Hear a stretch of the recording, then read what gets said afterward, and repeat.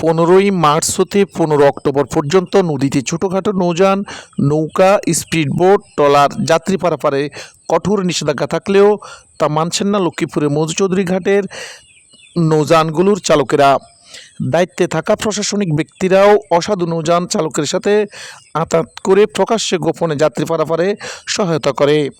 সুনির্দিষ্ট অভিযোগ ফেলেও নিচ্ছেন না কোনো ব্যবস্থা। দায়িত্বশীলদের বক্তব্য জানতে চাইলে অস্বীকার করেন সব। কর্মকর্তার কথাবার্তা শুনে মনে হচ্ছে তিনি এইমাত্র দুনিয়াতে এসেছেন। প্রতিদিন দুপুরের পর হতে রাত 8টা পর্যন্ত বিভিন্নভাবে যাত্রী নিয়ে ট্রলার, স্পিডবোট ছেড়ে যায় মধুচৌধুরী ঘাট থেকে ভোলার উদ্দেশ্যে।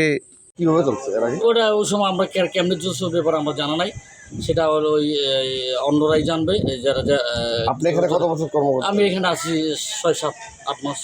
দায়িত্বশীল হয়েও এভাবেই দায়িত্বহীন কথাবার্তা বলেন বিআইডব্লিউটি এর নৌ পরিদর্শক আব্দুর রহমান। তবে আমার এই ঘাট থেকে কোনো যায় না, আপনার ট্রলার বা স্পিডবোট বা অন্য কোনো কিছুই আপনার বলা যায় না। আপনি 6 মাস এখানে ডিউটি কর্তব্য পালন করতেছেন নাকি?